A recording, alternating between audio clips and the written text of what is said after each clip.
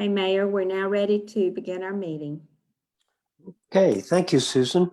So I want to call the Vinton Town Council meeting to order for this Tuesday, April the 20th. And we will start with a roll call, and we'll see information that you have to pass along, please, Susan.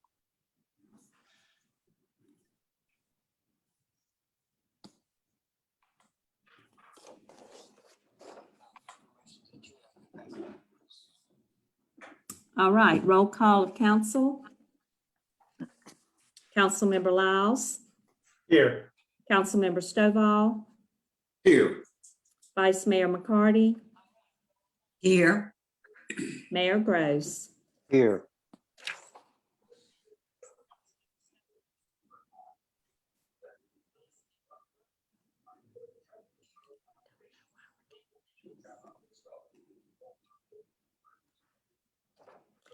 Town staff that are present: Pete Peters, Susan Johnson, Ann Cantrell, Chief Drummond, Donna Collins, and Bo Herndon. I don't know where we're getting this.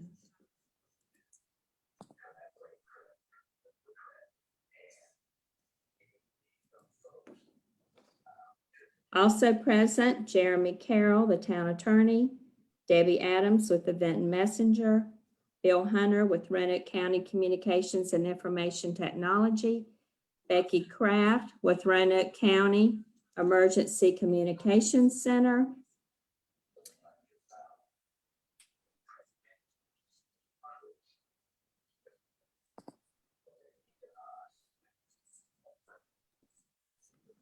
Scott Ramsberg with RBTV3, and Dan Miles with RVRA. I would like to confirm that our meeting is being held in accordance with Town Ordinance number 1016 and Section 4-0-01G.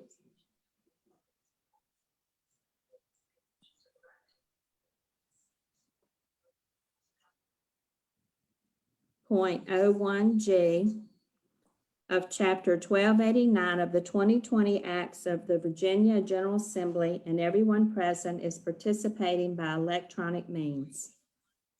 Mayor, the meeting is yours. Okay, thank you very much, Susan. As always, we will start with a moment of silence, which we use here in Vinton. It gives everyone an opportunity to pray as they see fit. If you are going to pray, I hope you will. I plan to. I would ask you to keep this country, this community, and this council meeting in your thoughts and prayers. Also, tonight, a very special request for Tommy Mullins, who had a medical situation this afternoon. And of course, he's the husband of our council member, Lori Mullins. So if you'll keep both of those folks in your thoughts and prayers, I'll ask you to stand for that. And while we're standing, we'll have our Pledge of Allegiance. And as always, we'll ask Councilmember Keith Lyles to lead us in that pledge. And Keith, I'll close the prayer very shortly, so you'll know when to start. If you will stand for that, please.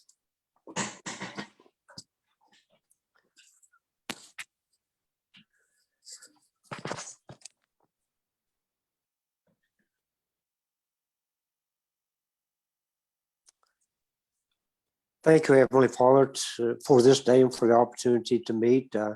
We pray that you will continue to bless our country and our community, and pray that you'll be with us throughout this meeting this evening, and just will lift Tommy to you in a very special way. For it's in his holy name we pray. Amen. I pledge allegiance to the flag To the flag of the of the United States of America, and to the republic for which it stands, one nation, under God, indivisible, with liberty and justice for all. Thank you. Thank you, sir. Okay, and with that, we'll move on to the upcoming community events and announcements. Vice Mayor, you have anything for us this evening? I do. I've got some exciting stuff coming up. The Dogwood Festival is April the 23rd and 24th. It is a little different this year, but they jam-packed those 2 days with lots of fun stuff. So we're hoping that everybody can come out. Friday night, there's a concert. Chris. Friday night, there's a concert at the Farmers Market's gates. That opens at 6 p.m. Fuzzy Logic and Mended Fences will be there. It's $5 gate admissions, and there will be food and truck beverages. Saturday from 10 to 4 p.m. There's a craft show in downtown Benton. There's entertainment at Municipal Building from our local performers from 10 to 2. The crowning of the Queen is at noon on the Municipal Building stage. The Farmers Market stage, Get Fit and Benton Yoga, line dancing, and etc. will be from 10 to 2. So that's where I need to be. The Kids Zone is at the Farmers Market with games and a cupcake walk. And there is a car show at Benton Baptist Church parking lot from 10 to 2. That's where you'll find the mayor. You bet. And then Saturday night at the Farmers Market, there's a free showing of The Lion King at dusk. I plan to be there. This sounds like a lot of fun. There's free popcorn and water from Benton Baptist Church, so we want to thank them for that donation. April the 29th is Glade Creek Greenway ribbon cutting and Arbor Day tree planting at 9 a.m. behind Billy Bird. So that's April the 29th. I think there was a change there. I'm sorry if you guys can hear that noise in the background. My husband's putting dishes in the dishwasher, which is very nice, but Good for him. I know. April the 29th, again at the Benton Farmers Market stage from 6 to 7 is the Melt Yoga. You can contact Linda Bailey to sign up for that. And then I'll go into 1 year for May the 1st. Well, yeah, we'll have another meeting before then. May the 1st, Farmers Market opens Tuesday through Friday, 9 to 5 p.m. and Saturday, 9 to 1 p.m. So come get some local produce and some visit some local crafters. I'm so excited to see that starting to buzz down there again. I miss seeing them down there when they're not there. And there's a few other things. We've got the May the 15th is supposed to be the grains and grapes and grains that the Benton Area Chamber of Commerce has from 1 to 6. The location is to be determined, and I think there's still, the verdict's still out on that with some of the rulings that we have. So we will keep you posted on that. But that gets you up through May the 1st. So we got a lot going on. So I hope everybody can come, have fun. You know, anybody with children or older kids like myself that love to be able to do the crafts and the movie, please bring them out. And that's all I have, unless Pete has anything, or I think you said Chastity and Anita weren't going to be on. So Okay. Thank you very much, Vice Mayor. Does anyone have any other events they'd like to mention? All right, if not, we will move on. Next item on the agenda is a request to postpone or change anything in the order of the agenda. Council, anything? If not, we will move on to the consent agenda. Tonight, it contains several important items. Of course, the minutes of the council retreat of March 5th and the regular meeting of March 16th. Also, a couple resolutions, one for $21,772 from DCJS, and that's for some equipment, 6 new replacement tasers for the police department, and the resolution transferring the $54,500 from the Valley Metro account. Are there any changes or additions to the consent agenda? If not, we will entertain a motion. I'll make a motion to approve. Okay. I'll second. Okay, we have a motion by Councilmember Lyles, a second by Vice Mayor McCarty. Do we call a roll on this, or can we just say Boys. all in favor? Please signify by saying aye. Aye. Or waving or something. All right. Gosh, you'd think I'd know that after all this time. We'll move on to the awards and proclamations. And we want to call on Chief Drummond. I understand you have a few great awards for this evening. Yes, sir. Thank you, Mayor, Vice Mayor, members of council, and it's a pleasure to be here and a pleasure to have all these little squares on my screen so I get to share some good news with you guys. So this year we got to do our awards banquet. As you remember, last year we did it towards the end of the year, and that was more reflective towards all the restrictions. While the restrictions are still in place, we're still able to have a modified awards banquet. And today I get to share with you some of those recipients. You'll notice on your screen under M. Baker, you'll see our step and repeat banner. So you'll have an officer appear there, and I'll be talking about that officer and the award they're going to be receiving. So Ms. Baker, if you can hear me, and put an We're officer good. number.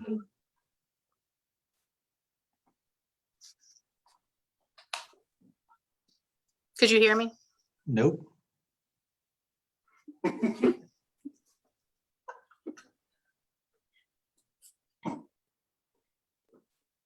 For this year, we'll be talking about the drug award, the DUI award, the leadership award, the traffic enforcement award, the traffic safety award, and of course, the officer of the year. And just to capture the drug award, DUI award, and traffic safety, that was awarded to Corporal Shrewsbury, all three awards. And unfortunately, fortunately, Corporal Shrewsbury is a new dad. So he had a responsibility to be with his young son. So he couldn't break free to be here today. However, he had an absolutely phenomenal year. Even with all the restrictions and the challenges in law enforcement, he completely excelled and was able to achieve the awards of drug, DUI, and traffic safety. The next award I'll be talking about is the Traffic Enforcement Award. Ms. Baker, if you could bring Officer Shively. Yes, sir.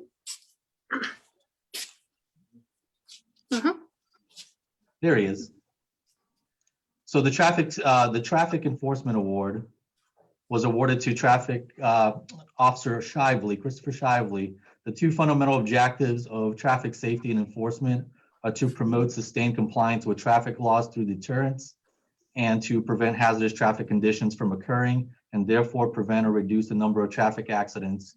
Repeated studies have shown and conducted on both traffic safety and enforcement and the values behind both.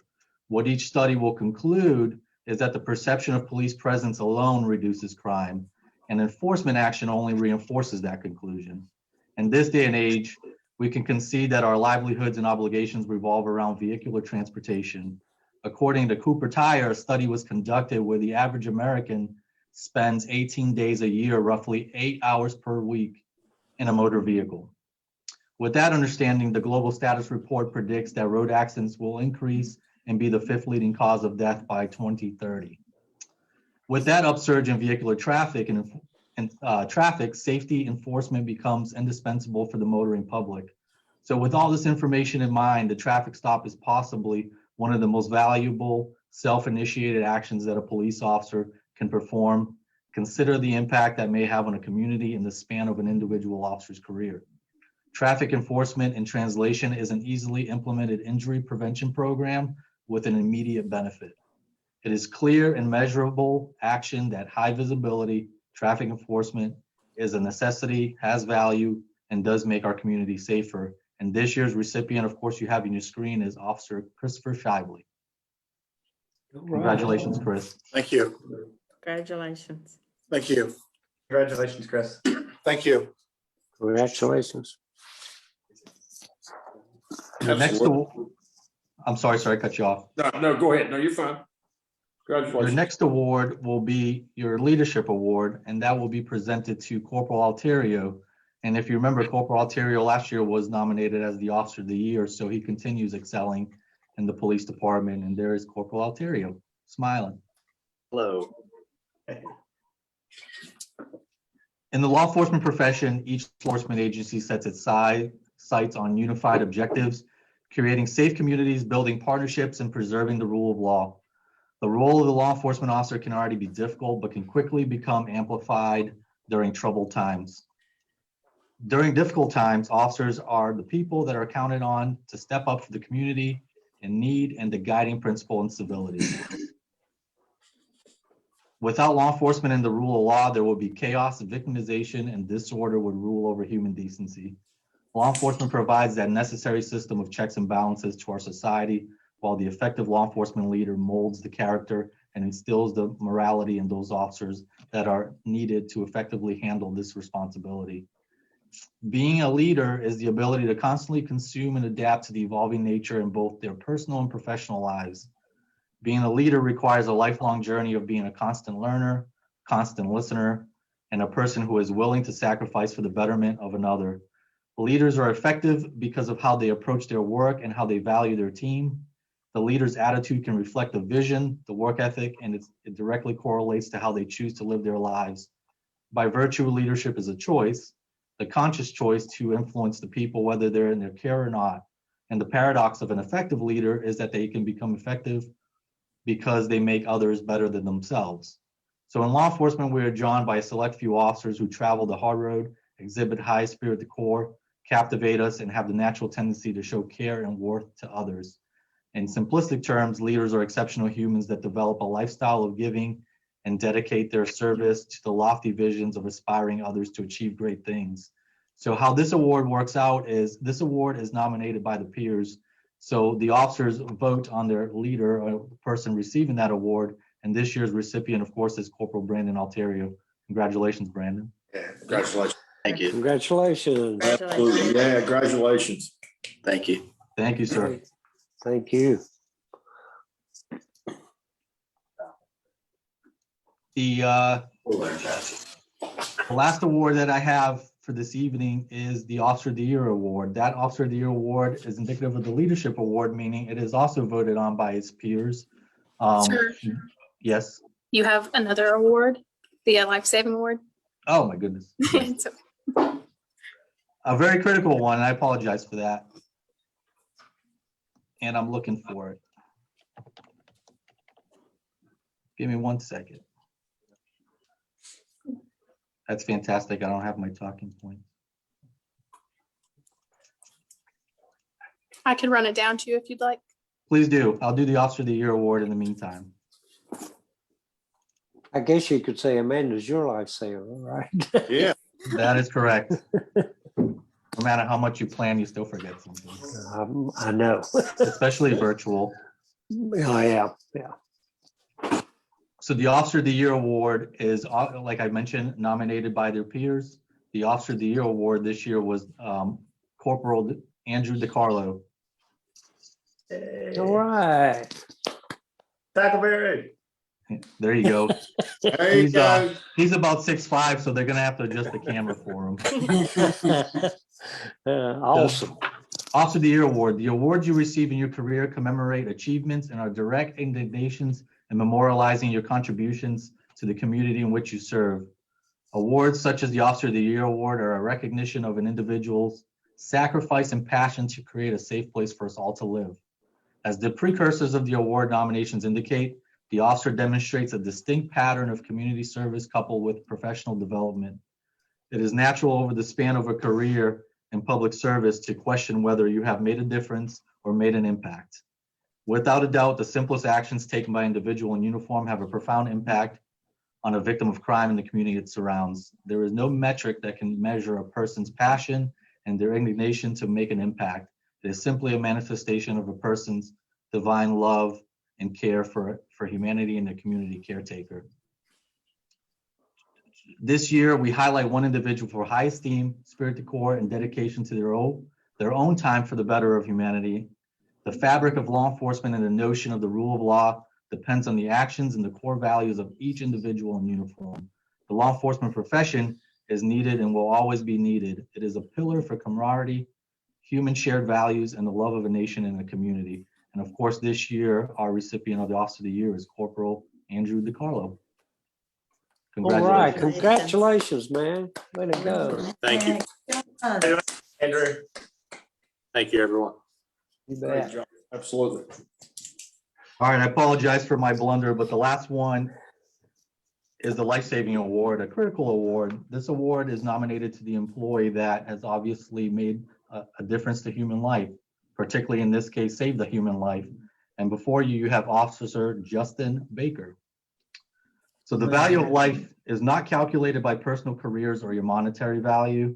Despite having moral and belief systems, we can attribute that our lives are extraordinarily valuable, a glorious gift from our Creator. In our profession, the value of human life is at the heart of every service-minded profession. Over the course of our lives, we hear repeatedly that serving for a cause greater than oneself is the key to contentment. And I agree with that sentiment. The fulfillment we achieve in our lives is attributed to how we serve others with sincerity and with no expectation for reciprocity. Often in our profession, we are challenged with circumstances where the very person we engage with is in critical need, and in this case, their life may depend on it. So on May 26th of 2020, just after noon, officers responded to a call for service regarding an unresponsive male in his vehicle. Officer Baker, the responding officer, had two critical tasks to respond to. First, locate the vehicle, and second, render necessary aid. Officer Baker did just that. He quickly located the vehicle on a side street, identified the circumstance, and sprang into action. Officer Baker safely removed the motorist from the vehicle and identified that the incident was critical, as the now patient was unresponsive. Officer Baker began cardiopulmonary resuscitation, and at that particular moment, in the minutes thereafter, Officer Baker shaped another person's life. Through his calling for service, he successfully resuscitated the patient.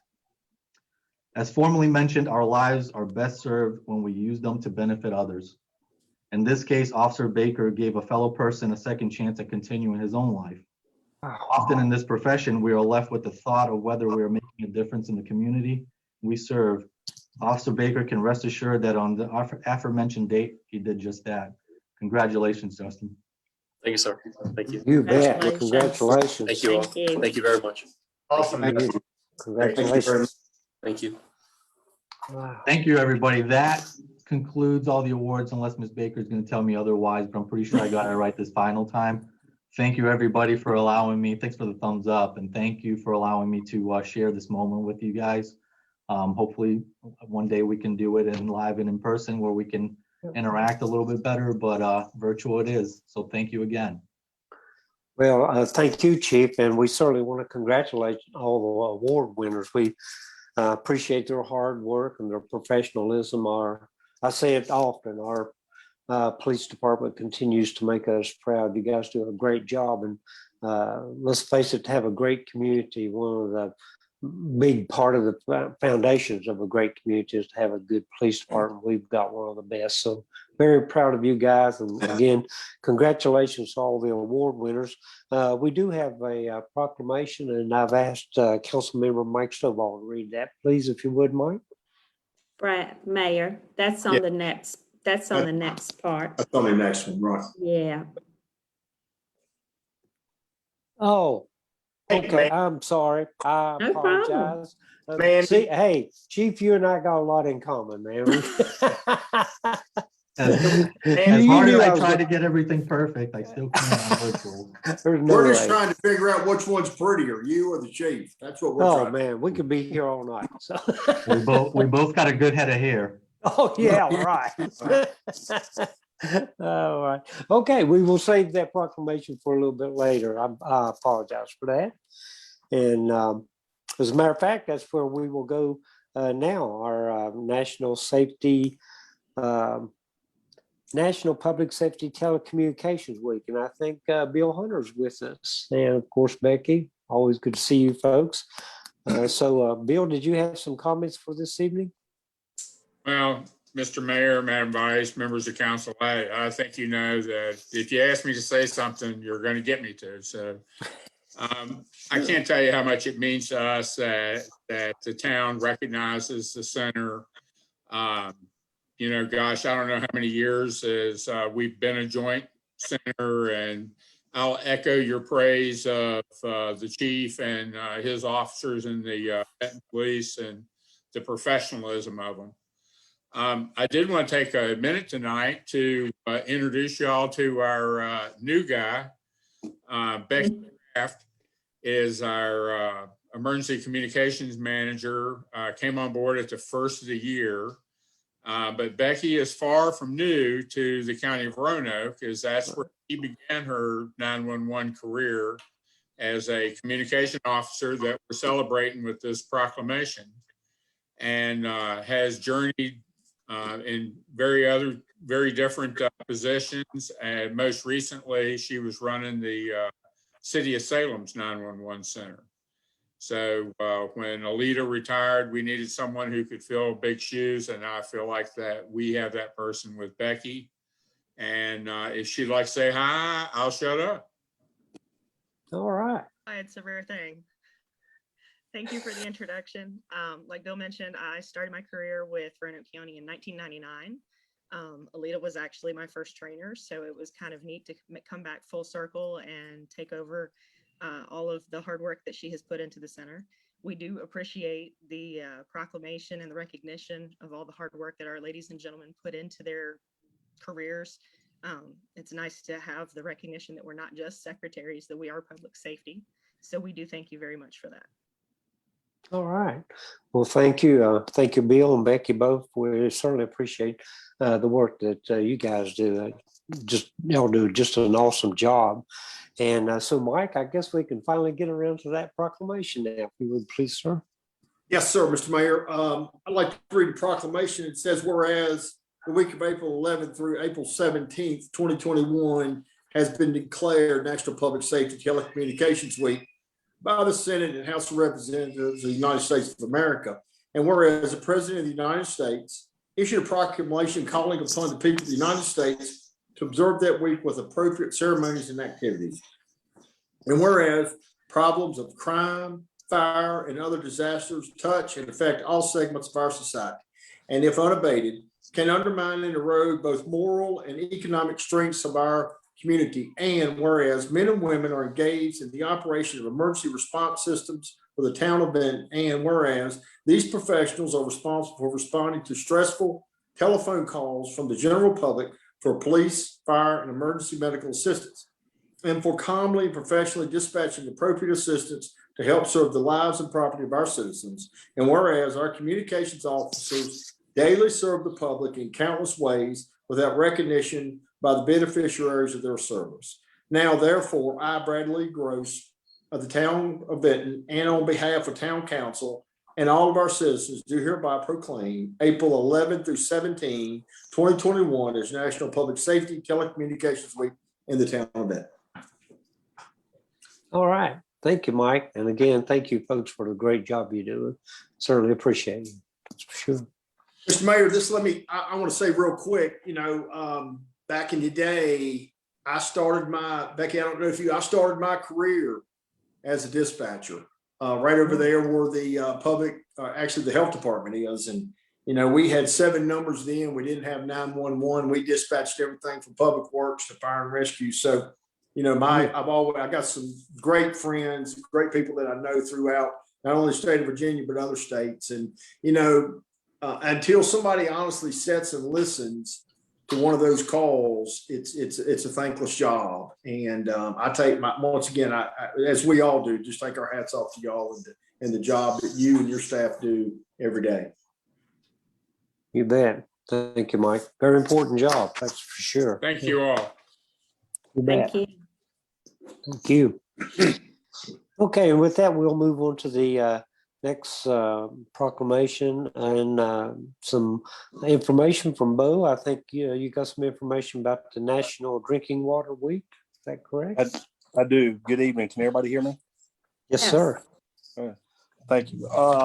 Mayor, Vice Mayor, member of council. We had about 40 years ago, the American Water Works Association have advocated to recognize the celebration of Drinking Water Week in all cities and counties and towns across the United States. In 1988, former President Ronald Reagan declared the first week of May National Drinking Water Week, calling upon the United States and the government and their officials to reserve the time to appropriate programs, ceremonies, and activities to enhance public awareness about drinking water. The value of drinking water should not be underestimated. It delivers public health protection, support of the economy, fire protection, and quality of life. Also, I would like to thank our Public Works Department and staff for his continuous hard work and to assure us that we deliver safe and reliable water. Thank you, sir. And we certainly appreciate the job you guys in Public Works do. Obviously, safe drinking water is very, very important. So we appreciate all of your hard work. And Keith, I understand you have a proclamation this evening. I do, Mayor, and thank you for letting me have the honor of reading it. So whereas water is one of our most valuable resources, and whereas only tap water delivers public health protection, fire protection, support for our economy, and the quality of life that we enjoy. And whereas any measure of a successful society, low mortality rates, economic growth and diversity, productivity, and public safety are in some way related to the access to safe water. And whereas we are all stewards of the water infrastructure upon which future generations depend. And whereas each citizen of our community is called upon to help protect our source waters from pollution, to practice water conservation, and to get involved in the local water issues. Now, therefore, I, Bradley E. Gross, Mayor of the town of Benton, and on behalf of Town Council and all of our citizens, do hereby proclaim May 2nd to May 8th as National Drinking Water Week in the town of Benton. Okay, thank you, sir. We appreciate that. And again, obviously, a very, very important resource to any community. And we're very blessed here in Benton to have people who are dedicated to delivering good, safe water. All right, the next item is citizen comments and petitions. Susan, have you received anything in your office for this section? No, Mayor, no requests to be present or make comments tonight. Okay, thank you very much. Next item is town attorney. Jeremy, I hope you're doing well this evening. Always good to see you in your spiffy tie. Thank you, Mr. Mayor. Good to be here, and nothing from me this evening. So I'll All try to help right. move things along. All right, thank you, sir. Appreciate that. And with that, we will turn it over to our town manager, Pete Peters. Good evening, Mayor Gross, members of council. I just have one briefing this evening, and I will present that item.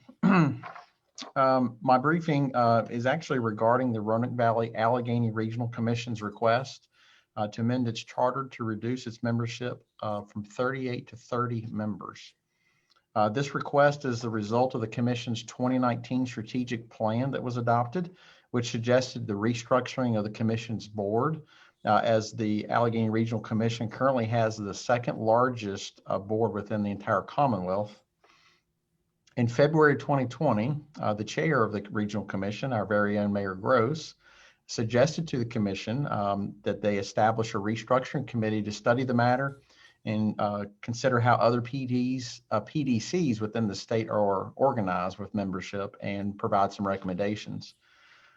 Members of the restructuring committee included Lee Osborne as the committee chair, who also served as a former commission chair, Phil North as the current vice president, Bill Bestpitch, also a former chair, and Billy Martin, a former chair. They served on the committee. In addition to benchmarking other PDCs, and after several committee meetings, the group recommended two options to move forward and asked the executive director, Wayne Strickland, to share each of these two options with the chief appointed officers for each local government and poll them for our reaction and preference. Feedback from the 8-member local jurisdictions resulted in the preference being that the commission retain, to the degree possible, its proportional representation of larger populations while retaining a minimum of 2 members per jurisdiction. The restructuring committee then since made a recommendation to the board to implement the following, and I'll just mention a couple of the brief highlights. Every local government member would appoint 2 members, with at least being one elected official and the other with the option of being the CAO. Localities between 25,000 and 50,000 population will receive 1 additional appointment for a total of 3. And localities over 50,000 population will receive a 4th appointed member with a total of 4. Alternate members could be appointed so that they could attend if the primary representation was absent for that meeting. For Vinton, nothing would change from the old plan to the new plan. We would retain our 2 members, although Roanoke City would lose 2, Roanoke County would lose 2, Franklin 1, Botetourt 1, Allegheny 1, and Salem 1, with Covington, Craig, Rocky Mount, Clifton Forge also being unaffected, however, resulting in a total reduction of 8 members, again, from 38 down to 30. All local governing bodies must approve this charter amendment before it can be implemented. I will return to our next or an upcoming council meeting to again present this to council and ask for your approval. And there are much more detailed amendments included within your agenda packet. If you have any questions, I'll be happy to attempt to answer them. And as I said, Mayor Gross, who also serves as the Regional Commission Chair, sir, could also answer any questions. Thank you. No, I'll let you answer the questions, Steve. That's right. Thank you, sir, for that. Absolutely. Yeah. I might just briefly say it. I was quite proud of the reaction from the larger communities because they're obviously the ones that in effect are losing some representation there. Of course, they'll still be well represented. So it's another one of those, not just Valley, but regional cooperation things. So turned out well so far. Well, thank you, Mayor Gross. I have a number of items requiring action this evening. The first of which would be to consider adoption of a resolution approving the 21-22 operating budget for Roanoke Valley Regional Cable Television Committee. And we have Scott Ramsberg with us this evening, the director of RVTV. And I'll offer Scott for any an opportunity for any comment. Sure.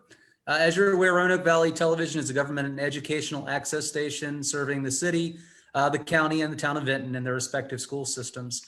Since 1993, we've provided media production services for all 3 localities and currently cablecast programming on Cox Channel 3, Comcast Channel 3 in Salem, as well as our newly implemented 24/7 live streaming on rvtv.org. Our 5-person staff acts as an extension of your public information efforts, and we generate original media content, including long-form videos or programs, short-form videos, and redistribution on social media, event documentation, meeting documentation and rebroadcasts, still photography, graphic design services, a new one for us, and a redistribution of that content for your citizens. RVTV is governed by the Roanoke Valley Regional Cable Television Committee, which includes representatives from all 3 localities we serve, and your representatives are Lori Mullins, council member, town clerk Susan Johnson, and citizen representatives is Ray Sandifer. In the past year, RVTV has produced dozens of unique media projects for the town of Vinton. A few highlights are economic development videos for the Vinton Business Center, features on leaf collection, coverage of our annual Arbor Day events, a new digital map of Vinton shopping and dining areas, the recent state of the town, the video presentation from the mayor, and an upcoming feature that I'm excited about the Public Works Department. Special thanks to Bo and his staff for allowing me to recently embed with their Public Works crew to highlight what you guys do every day. So the RVTV's capital budget is provided by cable franchise agreements and has also recently been invested in studio upgrades, upgraded camera and lighting equipment to better serve your public relations initiatives. But RVTV's annual operating budget is provided directly by the 3 governments we serve through their portion of revenues from the Virginia Communications Sales and Use Tax and EG fees from local communications providers. That budget amount is paid by each locality as a percentage of Cox Communications subscribers in each jurisdiction. Vinton's percentage of subscribers based on last year's numbers is 4%. And our operating request from the Vinton Town Council for the upcoming fiscal year is $18,832.09 out of a total annual operating budget of $470,802.22. It's the recommendation of the Cable Television Committee to approve the 2021-2022 RVTV operating budget. And with that, I'd be happy to answer any questions or receive any comments. Okay, thank you, Scott, for that information. Pete, thank you. Council, you have any questions for either of these gentlemen or any comments? Nope. If not, you do have before you a resolution that would approve the operating budget for Roanoke Valley Regional Cable Television, RVTV, pardon me. As if there are no questions or any comments, we'll entertain a motion. I'll make a motion to accept. Okay. I'll second. All right, we have a motion by the vice mayor to accept the budget proposal, and I heard 2 seconds there. Keith, was that you that made a motion, second? It was. Okay, we'll go with Keith on that one then. Susan, if you would call roll, please. Mayor, if you don't mind, before I call the roll, I just want to say what a pleasure it is to serve on the RVTV committee. And I got appointed to that board, and shortly thereafter was on the operations committee and getting ready to hire a new director, which that was a great process. Scott is doing an awesome job, and the staff there and how they have moved forward in this short amount of time is unreal. And if you have not been to the studio recently or have never been, please go. I mean, it is top of the line, state of the art, and there's more to come. And Scott, we appreciate what you're doing for Benton and the region. I'm really, really proud to be a part of it. Well, thank you. It's been fantastic working with you and the rest of the committee, Susan. So thank you for welcoming me. And it's been a whirlwind 6 months, but I'm proud of all we've accomplished and a lot of great ways we can serve in the future. That's true. So thank you. So I'll call the roll for the resolution. Councilmember Lyles. Yes, and I would also, Go ahead. and I'd also like to thank Scott for everything that they do for us as well. Thanks. Yeah. Thank you. Councilmember Stovall, Yes. Vice Mayor McCarty, Yes. and Mayor Gross. Yes. And Keith, I certainly agree with you. We want to thank Scott and RVTV. They've really helped us a lot here in Benton. They've done some great work here in town, and we appreciate them so much. And Scott, I think this is the first time you've been to one of our meetings, so I'm glad you survived it. And Susan, thank you for serving on that committee and your comments too, by the way. And with that, we will move on to the next item. Pete, were you going to introduce that? Yes, sir. The next item we have this evening is for council to consider adoption of a resolution approving the upcoming operating budget for Roanoke Valley Resource Authority. And with us this evening is the Chief Executive Officer of RVRA, Dane Miles. So, Mr. Miles. Thank you, Mr. Peters. Mr. Mayor, members of Town Council, thank you for the opportunity to be here this evening, and also to all in attendance tonight. And just as a brief information is what the Roanoke Valley Resource Authority is. If anybody that's watching is not familiar, the Resource Authority provides regional solid waste management for the disposal of the waste that's collected. And we've got 4 member communities, of which the town of Benton is one of our 4 members, along with the city of Roanoke, Roanoke County, and the city of Salem. And with that, I'm pleased to present our FY 21-22 annual operating budget for your consideration this evening. The budget for the upcoming fiscal year is in the total amount of $14,874,725.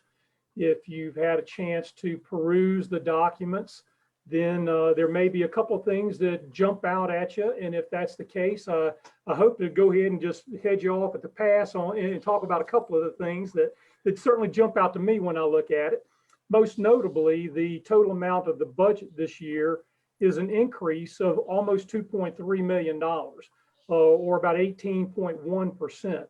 Typically, when you talk about an 18% increase in your operating budget, that's not a good thing. This time, I would tell you it is actually a good thing, because if you look at another thing that jumps out in the budget, our total operating budget for the upcoming fiscal year is actually being reduced by about $1.4 million. Conversely, our revenues are up by about $2.6 million.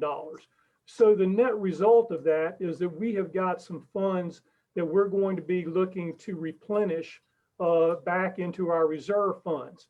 I've been in front of the board and in front of this body for the last several years, lamenting the fact that we've been having to use our reserve funds to balance our budget to keep from raising the tipping fees. This year, we're actually projecting that we will be increasing the contribution to our reserves by about $3 million and looking to try to replenish some of those monies that we have been spending over the last few years. So the net result of all of this is coming about as an operational change that I'm sure you are aware of.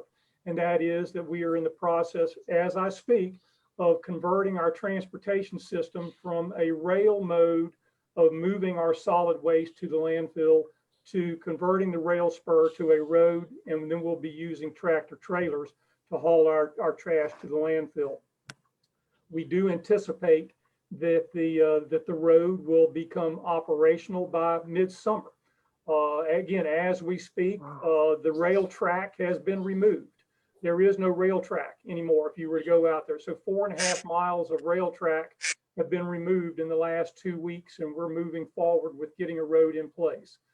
In the meantime, we are hauling all of the garbage from the region to the New River Resource Authority's landfill in Dublin. We are looking to continue to keep our truck traffic off of Bradshaw Road in concert with the promise that was made to residents that live out and in that area. So we're very excited about the project. We believe that we're going to have a system that the region is going to be extremely proud of. That's what we want. We want you to be proud of your system. We want it to be cost effective and efficient, and something that we can hold up as a model for other communities to emulate as well. So with that, I would be very pleased to try to answer any questions you may have. Okay. Well, Dan, thank you very much for that information. I think we're all aware of the change there, so it was great to get an update. And so it's also great to see that the budget is able to replenish some of the reserve. Council, you have any questions or comments? If not, we would entertain a motion to approve the resolution for the operating budget for the Roanoke Valley Resource Authority as presented by Dan.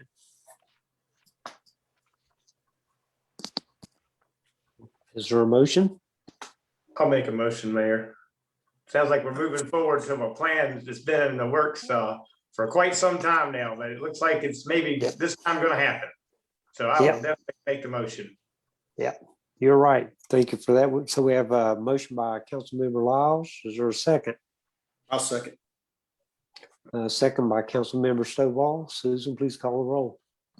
Councilmember Lyles, Yes. Councilmember Stovall, Yes. Vice Mayor McCarty, Yes. Mayor Gross. Yes. And Dan, thank you for being with us tonight. And also thank you for the job you're doing. I know you've really had a busy time recently. So congratulations on the progress that you're making. We appreciate all the hard work. Thank you, Mr. Mayor, and appreciate the town's support. Y'all have a good evening. Thanks, Thank Dan. you too. Thanks. Thank you, Dan. Mayor Gross, I would make one quick comment about RVAR and Dan. They have been able to maintain the town's ability to use a Tinker Creek transfer station during the construction period. So that has been a huge benefit to the town. So I thank the board and I thank Dan for their efforts there to maintain that service for the town. Yeah, I appreciate you bringing that up, Pete. Thank you. So basically, the service to Benton has not changed at all. Awesome. Our refuse collection crews or our citizens, nothing has changed. And that wasn't by accident. That was a direct effort of Dan and his team to make sure that happened. Awesome. Thank you, Dan, and your team. Yeah, thanks for mentioning that, Pete. Very important. Okay, back to you, my friend. Well, the next item we have this evening, I'm actually going to turn over to our Human Resources Director, Donna Collins, for introduction and discussion. Good evening, Donna. Good evening, Mayor. Thank you, Pete. Mayor, Vice Member, members of council, Vice Mayor, members of council, you have before you a resolution to approve the local choice health insurance plan for our employees for fiscal year 21-22. This year, This year, the town received a 4% decrease in our renewal rates due to COVID-19. We plan to continue to offer the Key Advantage 500 and the Key Advantage 1000 plan as we have done the previous year. And I'd be happy to answer any questions that you may have. Donna, I was just wondering if your assistant was covered by this plan. Well, she's going, if her assistant don't leave her alone, she's probably gonna need good insurance. Yeah. Yeah, no kidding. Mr. Mayor, I'll so move a resolution. Okay, so we have a motion by Councilmember Stovall. Is there a second? I'll second. A second by Vice Mayor McCarty. Any questions or comments? If not, Susan, please call a roll. Councilmember Lyles, Yes. Councilmember Stovall, Yes. Vice Mayor McCarty, Yes. Mayor Gross. Yes. Your assistant does a great job. She's not as reliable as Mandy Baker, though. Thank you all. Appreciate, as always, your support you give to our employees. Thank you. Thank you. The next two items, members of council, I will actually ask Amy Cantrell, the town's treasurer and finance director, to present these two items. Ms. Cantrell. Thank you, Pete. Good evening, Mayor and members of council. Tonight, the first item we have before you is a resolution which would authorize an amendment to financing agreements between the town and the Virginia Resources Authority. Specifically, this is going to be the bond issuances for our water and sewer fund that were Series 2003, Series 2004, and Series 2006. We received a letter on April 1st, 2021 that VRA informed town staff that DEQ had authorized the cost of funds reductions on these bonds to 1% per year. Our current rate on these bonds were anywhere from 3% to 3.3%. So council does need to approve the resolution to amend the financing agreements and decrease the interest rates on these. Drafts of the financing agreements have been provided. We're glad to answer any questions that you may have. And I believe that is all I have for you this evening. One note I will say, I did have to Google the word. I think it's allonges. Jeremy may have to help me on that. Yeah. Okay. Council, you have that information before you. This will be a resolution concerning the financing agreements as described by Ann. Are there any questions or comments? Anything that Jeremy needs to interpret? Oh, goodness. SAT word for sure. There you go. All right. If there are no questions or comments, we will entertain a motion. I'll make a motion to accept it. Okay, we have a motion by Councilmember Lyles. Is there a second? I'll second.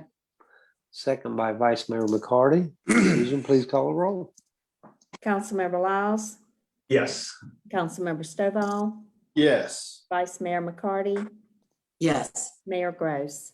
Yes, resolution passes.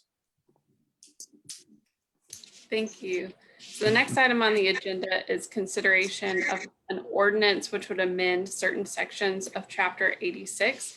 I do want to note that we did provide an amended ordinance to you earlier this afternoon. Jeremy had a great catch on a transposition on a code number. And then Susan also had a great addition to add wording in the ordinance that we would repeal the previous ordinance that we did last year, which allowed for the town to extend the date that penalty and interest was applied for personal property taxes. So the code changes that we recommend are pretty minor. The first one for real estate taxes, we did add wording in there. It was not previously there, that stated that the code would move the due date to the next business day if it fell on a weekend or a holiday. So we did just want to add that in there because that's the practice that we are currently doing. And one of the other things that we would recommend changing in the code that was more of important change is interest in the code says that it would commence after the due date. How the county does it and how our software has been calculating it is interest falls 30 days after the due date or on July 1st, whichever comes later of the calendar year. So for your normal personal property bills that we're getting ready to mail this weekend, that would be an interest date of 7/1 because that's 30 days later versus your supplemental bills. That's just going to be 30 days after the date that is billed. And then lastly in here, this is where Jeremy caught the transpose number on the code section reference. We did add language in our meals tax for a seller's discount. This is what we allow our restaurants to take when they're remitting the tax on the return. They can take 5% of the tax due to keep. And this is to compensate them for accounting for the meals tax or any excise tax, excuse me. We currently do this on cigarette tax and we also do it on admissions tax. And it was in the town code for those two code sections, but it was not in here on meals tax. So staff does recommend adoption of the amended ordinance, and I'm happy to answer any questions you may have. Okay, thank you, Ann. Council, you have any questions or comments? Okay, very good. If not, you do have before you an ordinance that would revise certain language in our code, and I think it was chapter 86. So if there are no comments, no questions, we'll entertain a motion. So moved, Mr. Mayor. All right. I have a motion by Councilmember Stovall. Is there a second? A second. And a second by Councilmember Lyles. Susan, please call the roll. Councilmember Lyles, Yes. Councilmember Stovall, Yes. Vice Mayor McCarty, Yes. Mayor Gross. Yes, ordinance passes. Thank you, Ann. Appreciate all the work you do, that's for sure. Okay, Pete, did you have any updates there, sir? Yes, sir. If you don't mind, I have just a couple for you. Sure. In addition to thanking Ann for her work on all these items, I did want to make mention of Jeremy's review. Appreciate all of his efforts. We've been keeping him quite busy for contract review, so thanks for all those efforts. Good. I did want to make note in case any of council or those viewing this evening hadn't been downtown recently. The activity at Vineyard Station continues with the improvements to the pedestrian walkway. And you may have noticed that the Dogwood Restaurant has actually begun construction of their expansion. The footers have went in last week for their patio. So that's exciting to see some activity there and lots of questions and excitement about that project. The Gish Mill project, you'll actually start seeing some activity then on that site in the next week. We have hired a contractor to do some cleanup activities as a part of our responsibility to deliver that project or property to the new owners prior to closing to perform some cleanup activity. So we'll be removing some debris, removing some old storage items that are in there, recycling what we can, and then preserving those items that are of importance to the project. So you'll see some dumpsters out front, not to worry. We've actually had the Historical Society and DHR has done a review, so we are aware of the items that need to be preserved and those that can be recycled or disposed of. So it will be exciting to see some activity down there in the very near future. And then we are at the very starting point of starting presentations to the various boards, this council, the Board of Supervisors in Roanoke County, the Economic Development Authority with Roanoke County, as well as several of our state agencies who are providing some grant funding. So we're getting very close, and sometime in mid-May, we will actually start some of those formal presentations. So buckle up. This is going to be a fun ride on the Gish Mill project. Yeah. Another item I wanted to update council, as directed by Mayor Gross. I polled the different council members regarding the new law about local elections having to move from a May election cycle to a fall election cycle.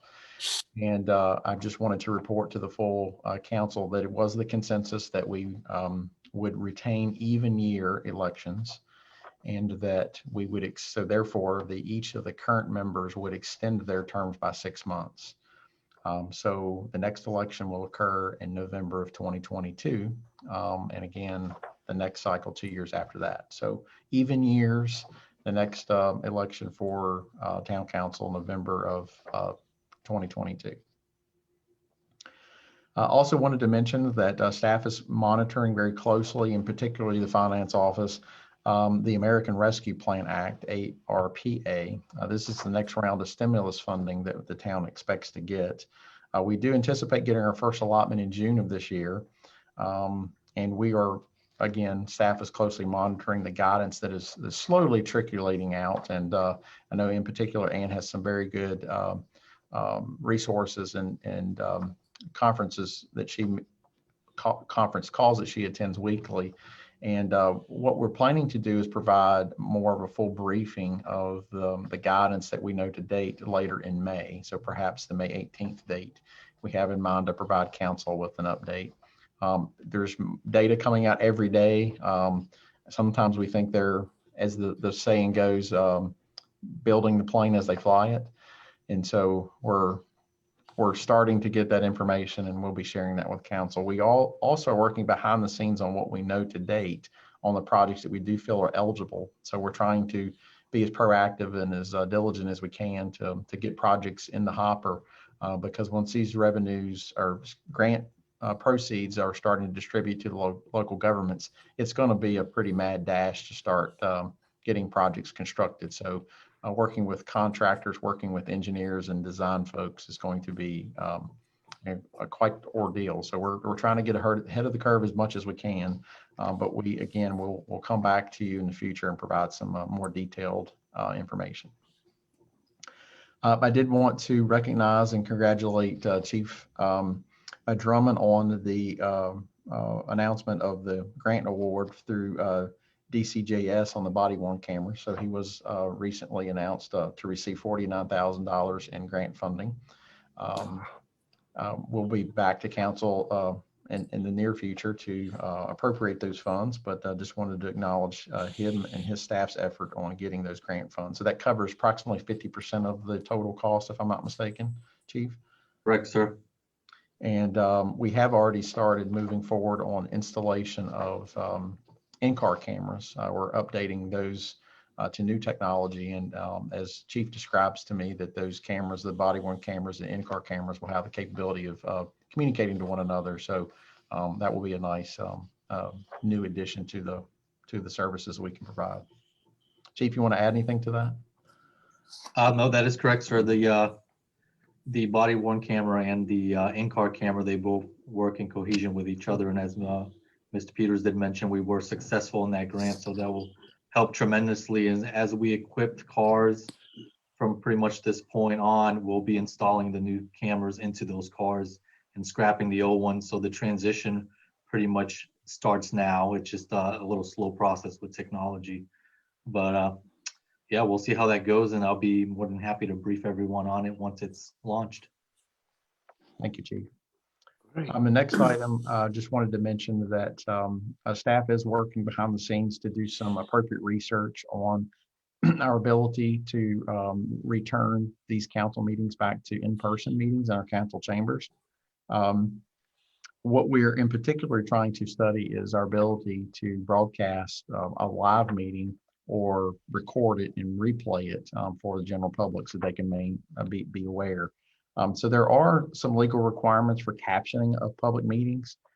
So we're just making sure we do our due diligence and make sure we have everything in row before we return to in-person meetings, so that hopefully when we return, it'll be seamless, and that we'll have the infrastructure in place, and we'll have kind of our protocols on how we want to either broadcast or replay these meetings in the future. So we've got a tentative date of trying to return to in-person meetings in June. But that is contingent to some of the infrastructure and some of the legal requirements and our ability to meet those requirements as we kind of try to move back into that in-person meeting. I think we're all eager to get back in to a little bit of normalcy in that case, and seeing each other conduct our business. And Jeremy's also assisting us with that as well as RVTV and helping us kind of get our head around that and how we might tackle it. I wanted to make mention that the town has completed a series of electrical upgrades at the History Museum. We've been working with the Historical Society. We have actually done quite a bit of preparation at that site. Bo and his team have been working with the Historical Society. In total, we've recognized about $37,000 worth of improvements needed on that building. Many of this is much of this we've known for quite some time. We've had some water that's been getting into the basement. The back porch is deteriorating slightly, and we knew we had some electrical upgrades. So we've gotten some current estimates. And fortunately, with some of the increased revenues or revenues over budget this year, and council's been gracious to appropriate some of those revenues and repurpose some existing planned expenditures towards these capital improvements. So these are much needed improvements. And the Historical Society is also stepping up to assist in some of the funding of these improvements. So it's not all going to be on the town's dime. They're very great stewards of that property. And so we look forward to making those improvements. And we feel like we can have those all done by late summer, all $37,000 worth of site improvements at that location. You've all have seen that the press release went out last week on the new assistant town manager. He will begin work on May 3rd, and I think we have about 6 pages of work identified for him to get going with on his first day. So he will certainly not be idle for very long. So we're eager to get him on board. Just wanted to acknowledge all the hard work the staff is doing. It is a beehive of activity in the town hall in all directions, in public works and the community program staff. So from everyone from finance to planning and zoning and PD and public works, everyone, they're pulling more than their fair share. So I just wanted to acknowledge and appreciate all of their work. And Mr. Gross, that concludes my report. Thank you. Okay, thank you, sir, very much. Ought to be a lot of very exciting activity going on in town these days, that's for sure. Mayor, real fast, before we leave that. Hey, Pete, we took it really easy on you the last 5 years. You're not going to just throw Cody to the wolves, are you? All I can remember is the DHCD grant that I was handed when I first stayed on the job. So, oh my goodness, we'll take it easy on him. But he's got plenty to keep him busy for the first 6 months or so. I'm sure of that. Yeah, we do remember that grant, don't we, Pete? Woo. All right. With that, we'll move on to the next item. If you have nothing further, Pete, well, thank you for all the good information there. As I said, a lot of exciting things going on in the town of Benton these days. The next item is appointments to boards and commissions, and I feel quite sure that the council members receives, or at least they were sent the list of the VML committees. And Susan, have you received any comments or anything concerning Several these? have commented back that they're fine with the slate unless there's some other recommendations. Okay, so council, are you okay with all the appointments as we have listed? Yes. Okay, great. I don't guess do we need a resolution or a vote or anything? Just a motion to just approve the slate as presented, slate of officers as presented, or committee. I'll make a motion to approve the slate of officers as presented for the VML 2021 Policy Committee nominations. Thank you. Okay, we have a motion by Vice Mayor McCarty. Is there a second? I'll second. And a second by Councilmember Lyles. All in favor, please signify by saying aye or waving or something like that.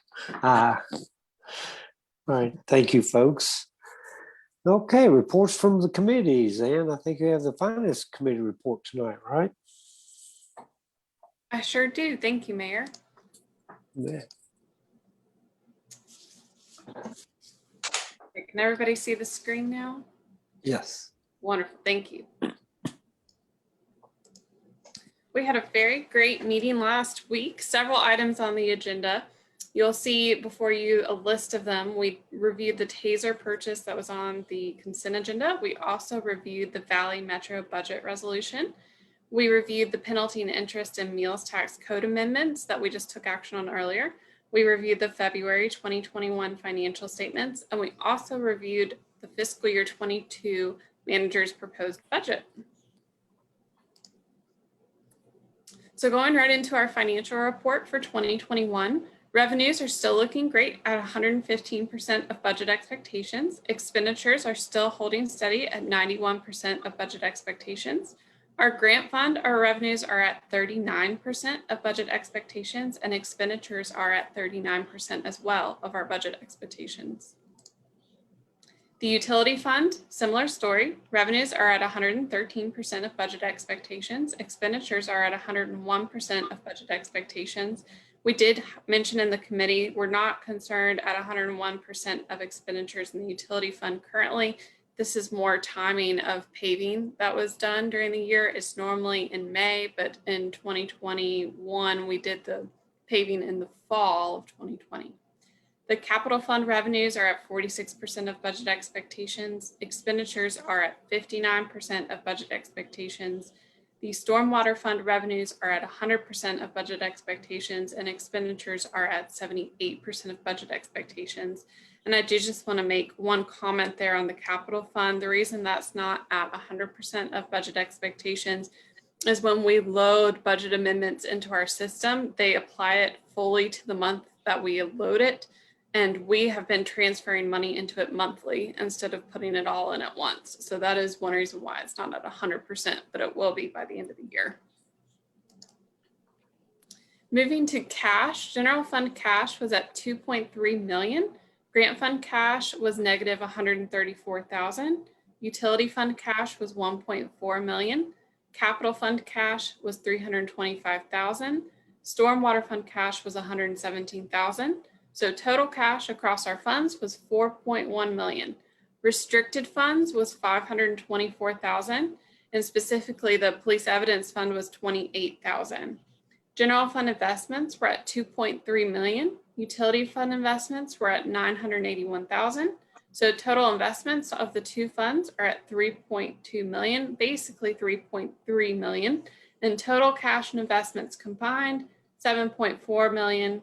And approaching 7.5 million. And then just a brief review of the other items that we mentioned. The TASER purchase earlier was using forfeiture money to purchase TASERs that had failed. That was approved on consent agenda earlier.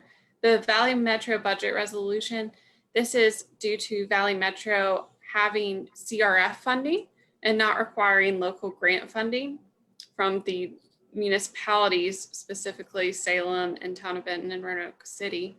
And so we were able to move that money to other needs across the town.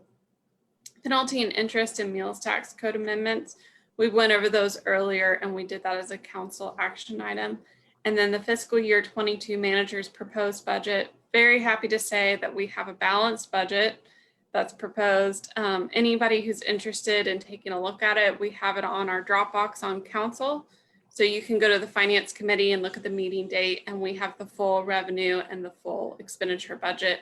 We will provide a council work session or briefing in May, and then we'll hold our public hearing either May 18th or June 1st, and then council budget adoption will either be June 1st or June 15th. The one thing I want to mention on the delay is I am hearing several localities are pushing their budget adoption to the last minute due to the ARPA funds. They said there's too many questions in the air and we don't know what we don't know. Maybe we don't want to appropriate budget if we put revenues in there and we need to decrease them and we've already done it. So we will give you more information on that, but did want to make a slight note there that I am hearing through other finance directors that many people are delaying that adoption. So if there's no questions on the presentation tonight, I would recommend a motion to approve the February 2021 financial report. Thank you. So moved, Mr. Mayor. Okay, we have a motion. Is there a second? I'll second. Okay, any comments or questions for Ann? Bless you, Mayor. Pardon me? Bless you. Wasn't me. Okay, if there are no comments or questions, we do have a motion and a second. All in favor of accepting the finance report, please signify by saying aye. Aye. Thank you. Okay. Just a couple of brief comments tonight under the mayor section. I just want to take a very special moment to thank Pete for the job he's doing and our entire staff. I've been around this stuff long enough to know when there's a lot getting done and when there isn't. Believe me, our staff is really doing a great job. I think it's quite obvious by all the items we've handled tonight. And remember, we haven't increased our staff is basically the same size it has been, and we have all this extra work. I hope we don't scare Cody off. We're looking forward to him coming on board, and so I think he'll be a great addition to our staff. From what I've heard about him, he's a great young man, so we're looking forward to him being here in the town of Vinton. But our staff is doing a great job. I think one of the big reasons is they all seem to be taking a lot of pride in their work. And of course, that goes a long way. But I just want all of staff to know that I'm aware of it and I appreciate it. And I know all of council does. So good job, folks. Also wanted to mention the Dogwood Festival once again, as the Vice Mayor mentioned before, it's coming up this weekend. The festival committee has really worked hard because, as we all know, it's very difficult to stage any kind of event with the pandemic situation. And excuse me, these folks have really worked hard and put together some unique events and modified the event so that we can all enjoy it safely. So thank you, Dogwood Festival Committee. We'll look forward to inviting them to council. Who knows, maybe it'll be even council chambers to thank them more appropriately. But I hope everyone can get a chance to go to the Dogwood Festival this weekend. You know, we've talked a lot about all the activity and our staff and everything.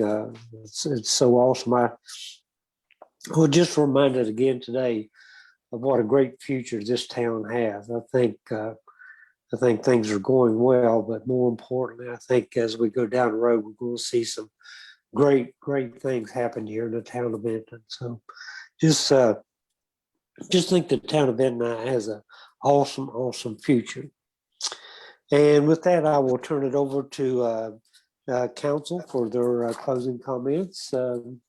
Mike, I'll start with you tonight. Do you have anything further, sir? I do. I've got something on first one again. Daughter-in-law. We will have a new daughter-in-law in our family. Our young is getting married the first Saturday in May. I married in our backyard. So it's it's as my dad used to say, we've been polishing the nail heads. So that's an exciting time, and of course, she's just a great one. So on a personal note, look forward to that. I do want to take my hat off to the police and members of the police department that have received those awards. You know, we all know throughout this country today how things are with police work and police departments. And so, you know, for those guys to look proud with their awards and give what they give to the town of Vinton is truly huge. And Mr. Mayor, I do echo what you're saying. You know, the fact of being on finance and seeing exactly what staff's doing and what this town's doing and what people want to come to this town as far as business is concerned. And Mr. Peters and staff, it's just it's absolutely great. So it's an exciting time and looking forward to the future.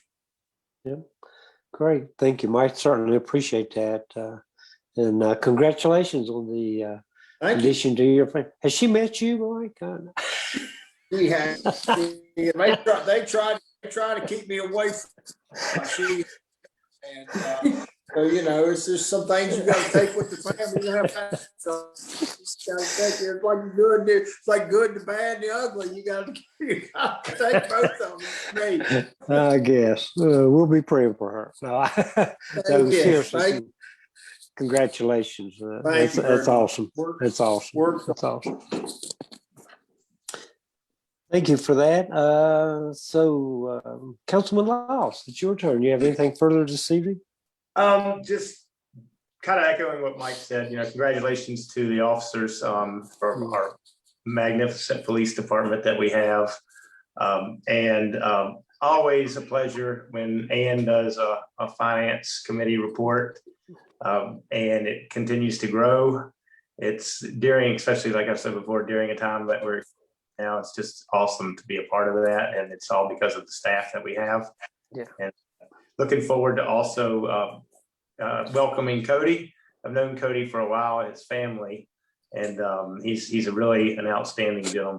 So he will fit right into our staff and do an amazing job, just like he has from where he's coming from. Yep. Great job, Pete. Yeah, that's exactly right. Good job. Well, thank you, Keith, for those comments. Appreciate that. And so we'll move on to the Vice Mayor. Vice Mayor McCarty, you have anything further this evening? I do have a quick note. Well, I echo everything that you guys said. We have the best. There's no doubt.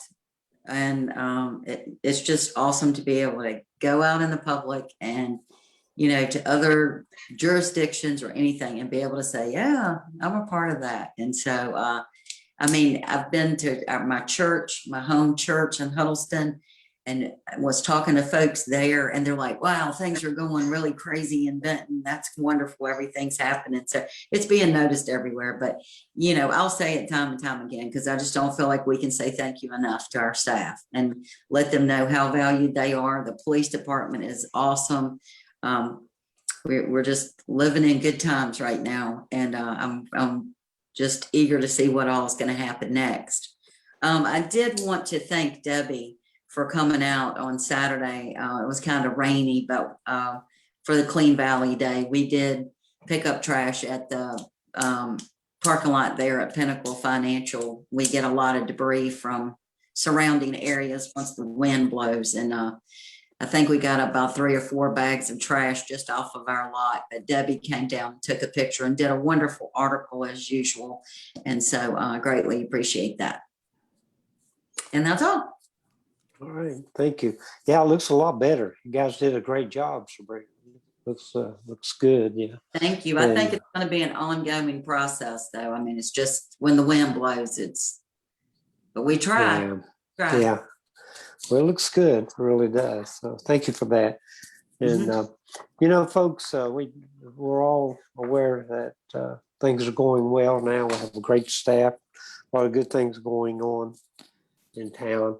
And but let's not forget to our citizens have been very supportive. We've done some things differently in town the last few years, and we've kind of stepped out to the threshold a few times, and we've felt the support of our citizens. They've been great in our business community, our Chamber of Commerce. And, I just think we're very, very fortunate to have this kind of unity among staff and council as well as our town. That's huge. That's huge. So we certainly appreciate the support of our citizens and our business community. Is there anything further to come before council this evening? If there's nothing further, we'll entertain a motion to adjourn.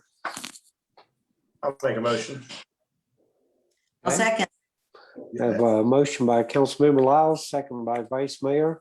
All in favor signify by saying aye and turning off your computers. Thank you, folks. God bless. Bye, everyone.